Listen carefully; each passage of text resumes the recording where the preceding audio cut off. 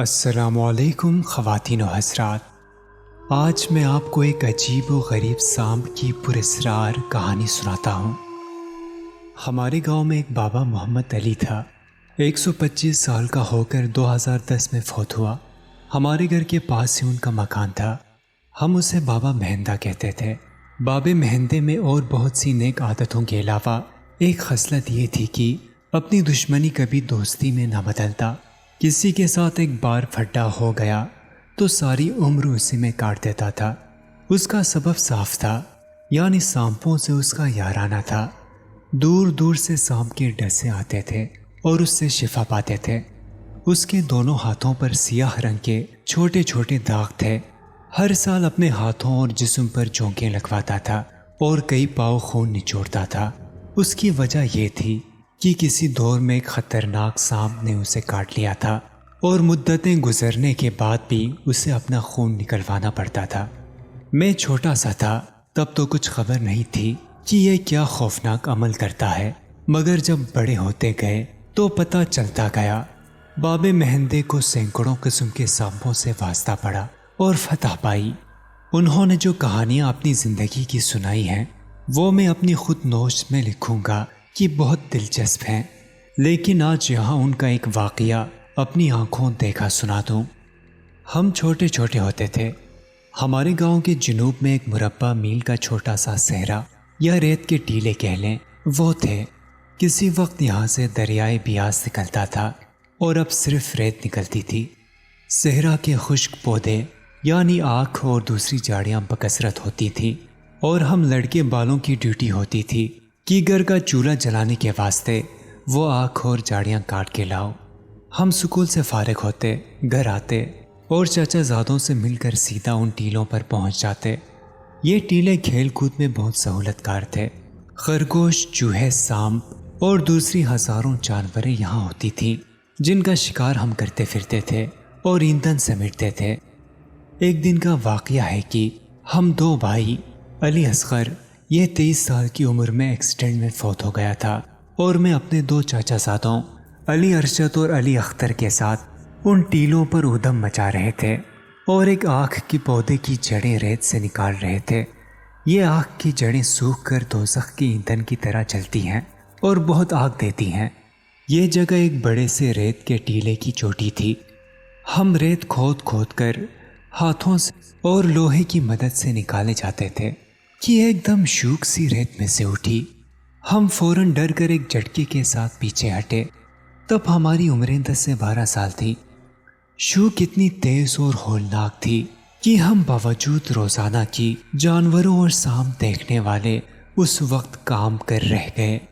تھوڑی ہی دیر میں دیکھا تو ایک نہایت سنہرے رنگ کا سانپ اس میں سے نمودار ہو گیا۔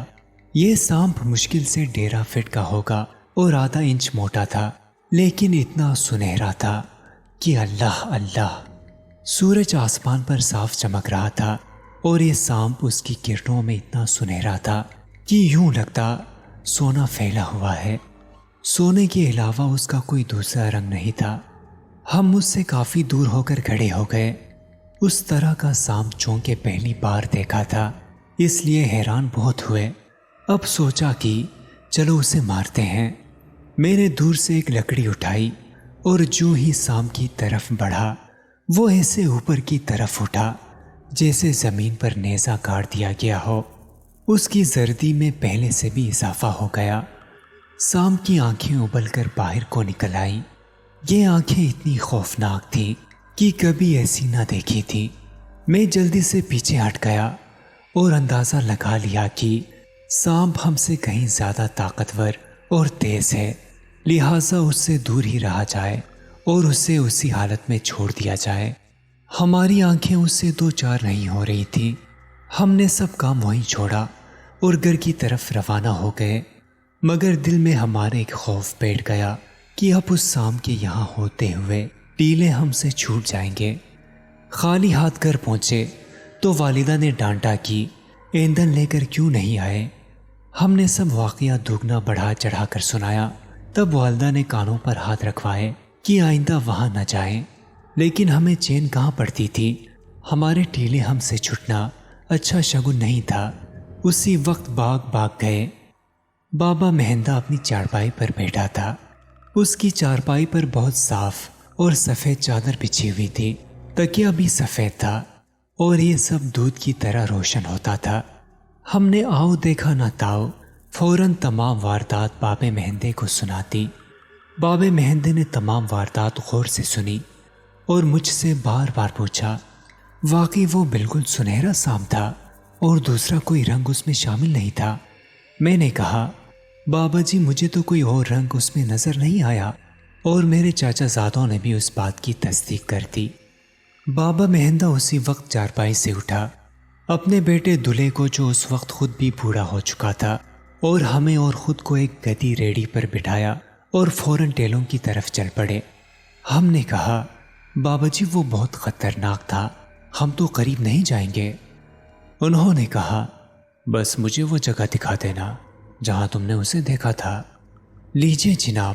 تھوڑی دیر بعد ہی ہم سب وہاں موجود تھے، لیکن اب یہ حوصلہ تھا کہ بابا مہندہ ہمارے ساتھ ہے۔ ہم نے دور ہی سے اس جگہ کی طرف اشارہ کر دیا کہ اس جگہ وہ بلا تھی، مگر اب نظر نہیں آ رہی تھی۔ بابے مہندے نے وہاں پہنچ کر اپنی چھڑی سے کوئی 500 مربع فٹ جگہ پر لکیر کھینچ دی اور دلہے سے کہا کہ اپنے دونوں پاؤں پر اوپر تک کپڑا باندھ لو اور اس دائرے میں کھڑی تمام جھاڑیاں اپنی کلہاڑی سے کاٹ دو اور صاف میدان بنا دو۔ اس نے پہلے اپنا صافہ پھاڑ کر دونوں پاؤں کے گرد گھٹنوں تک لپیٹ لیا اور جھاڑیاں کاٹنے لگا۔ اس عمل میں اسے 1 گھنٹہ لگا۔ یہ سپہر سے آگے کا وقت تھا اور شام قریب تھی، لیکن تمام جھاڑیاں کاٹنے کے باوجود سانپ نظر نہیں آیا۔ بابا مہندہ تھوڑا پریشان ہو گیا۔ ہم نے کہا، بابا جی سانپ کہیں دور نکل گیا ہوگا۔ انہوں نے پھر مجھ سے تصدیق کی کہ واقعی وہ سنہرا سانپ تھا۔ جب میں نے ہاں کہا تو انہوں نے کہا، پھر یہ اس جگہ سے دور نہیں جا سکتا، ہر حالت میں یہی ہے۔ اتنے میں شام ہو گئی۔ اب بابے مہندے نے منہ میں کچھ پڑھنا شروع کیا اور اس کے بعد دوبارہ اپنی چھڑی سے ایک دائرہ کھینچ کر ہمیں کہا، اب گھر چلے، کل صبح پھر آئیں گے۔ اب جب تک اسے ڈھونڈ نہ لوں چین نہیں آئے گا۔ اس کا تلاش کرنا اس لیے بھی ضروری ہے کہ اگر خدا نہ خواستہ اس نے کسی کو ڈس لیا تو وہ فوراً مرے گا، لیکن اس کے منہ کو بھی انسانی خون لگ جائے گا، پھر اسے عادت ہو جائے گی، حتیٰ کہ جانوروں کے لیے بھی خطرناک ہے۔ ہم نے کہا، لیکن کل تک تو یہ دور نکل جائے گا۔ انہوں نے کہا، ہرگز نہیں جائے گا، یہ جو دائرہ میں نے کھینچ دیا ہے اس سے باہر کبھی نکل ہی نہیں سکتا۔ لو جی، ہم اس دن واپس چلے گئے اور دوسرے دن سکول جانے کی بجائے صبح ہی بابے مہندے کے ساتھ پھر ٹیلوں پر آ گئے، لیکن اب کی بار کوئی 10 لوگ مزید ساتھ تھے اور پورے گاؤں میں اس سانپ کی دھوم بڑھ چکی تھی۔ اب بڑی احتیاط سے تمام جھاڑیوں اور آگ کے پودوں کی کھدائی ہونے لگی۔ بابا مہندہ چھڑی تھامے خود ایک ایک جگہ کرید رہا تھا، حتیٰ کہ دوپہر ہونے کو آئی اور ہم سب مایوس ہو گئے۔ اتنے میں ایک جگہ سے پھر اسی طرح کی شوک سنائی دی۔ ہم بھاگ کر سب دور ہو گئے، مگر بابا مہندہ اپنی جگہ کھڑا رہا۔ وہ سام مقرر ایک چھوٹی سی جھاڑی سے نمودار ہو چکا تھا اور وہی جوش و جذبہ اس میں موجود تھا۔ ایک دم اپنی دم پر اتنا بلند ہو گیا جیسے پوری قد کے ساتھ کھڑا ہوا۔ آج اس نے بھی اپنی چھجلی بھی پھیلا دی تھی۔ اس چھجلی میں سنہری تاریں آگ کی طرح لائٹیں مار رہی تھیں۔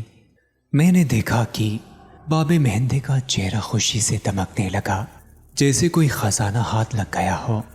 اب ہم سب دور تھے اور فقط بابا مہندہ اور وہ سانپ آمنے سامنے میدان میں تھے۔ بابے مہندے نے اپنی چھڑی سے اس کے گرد ایک اور دائرہ کھینچنا شروع کر دیا اور کچھ پڑھتے پڑھتے پھر ایک کے بعد دوسرا دائرہ بنایا۔ بابا مہندہ اس کے گرد تنگ کرتا گیا اور کھینچتا گیا۔ ہم نے دیکھا کہ بابا مہندہ جیسے جیسے دائرہ کھینچتے ہوئے مڑ رہا تھا، وہ سانپ پھدک پھدک کر پیچھے ہٹ رہا تھا اور اپنی چھجلی اسی طرف پھیر رہا تھا جس طرف چھڑی پھر رہی تھی، یہاں تک کہ دائرہ سمٹ کر 10 مربع فیٹ میں رہ گیا اور سانپ اس دائرے میں قید ہو کر رہ گیا اور وہاں سے ٹس سے مس نہ ہوا اور نہ دائرے سے باہر ہوا۔ اس کے بعد بابے مہندے نے باہر کھڑے ہو کر اپنی چھڑی اس کی طرف لے جانا شروع کی तब सांप एक ही दम बाबे मेहंदी की तरफ उछला। हमें लगा कि अब बाबा मेहंदा मारा गया, लेकिन बाबा मेहंदा अपनी जगह पहाड़ की तरह जमा रहा। सांप उछलकर इन दायरे के किनारे के साथ अंदर ही गिरा और एक नाखून बराबर भी बाहर नहीं निकला। हमारी हैरानी दो चंद हो गई कि ये लकीर क्यों पार नहीं कर रहा। आखिर जब वो नीचे गिरा तो बाबे मेहंदे ने अपनी छुरी आराम से उसके जिस्म पर रख दी। सांप को छुरी लगना थी कि वो अपने ही अंदर सिमट कर गेंद की तरह गोल होने लगा और इकट्ठा होकर यानी सुकड़कर शांत हो गया। उसी आलम में बाबे मेहंदे ने उसके ऊपर एक मोटा कपड़ा फेंक दिया, फिर छुरी ही की मदद से अपने कोसे में डाल दिया और ऊपर से वही कपड़ा बांध दिया। तब हम सब घर को चल दिए। अब हमने बाबे मेहंदे से उस सांप की खुसूसियात पूछी। उन्होंने कहा, बेटा यह सांप यहाँ अव्वल तो इकलौता है और किसी सैलाब में से उतरा है, तो यम इस अकेले सांप का जहर 100 कोबरा सांपों से ज्यादा खतरनाक और ताकतवर है। अगर ये हल्का सा छू भी जाए तो जिस्म में खून एक लम्हे से पहले जमकर सियाह हो जाएगा। स्वयं उसके जहर से जब मैं दवाई तैयार करूंगा तो वो ऐसा तरियाक होगा कि उस दवाई का एक कतरा जहरीले से जहरीले सांप के डसे को जिंदगी बख्श देगा। एक बंदे ने पूछा, बाबा जी जहर निकालने के बाद फिर आप इतने खतरनाक सांप को क्या करोगे? उन्होंने कहा, जब इसका जहर कशीद कर लूंगा तो इसे शक्कर खिला दूंगा और उसके सबब ये चंद ही लम्हों में सियाह होकर मर जाएगा। इसका नाम किलसार सांप है। इसकी आंखें एक लकीर को एक खंदक की तरह देखती हैं, जिसकी वजह से ये उस लकीर को पार नहीं कर सकता। यह बहुत नाजुक होता है। जब तक इसके जिस्म में कोई छड़ी छूती नहीं, ये बहुत खतरनाक होता है। अगर इसे हल्की सी भी कोई शे छू ले तो मस्त होकर लेट जाता है, फिर उसी आलम में कई घंटे लेटा रहता है जब तक कि अगली सुबह तुलू ना हो। दोस्तों, हम उम्मीद करते हैं कि हमारी आज की वीडियो आपको पसंद आई होगी। हमारे चैनल को सब्सक्राइब करें, इस वीडियो को ज़्यादा से ज़्यादा शेयर करें और आने वाली वीडियो तक के लिए अपने मेज़बान सजील शरीफ को इजाज़त दीजिए। अल्लाह निगहबान।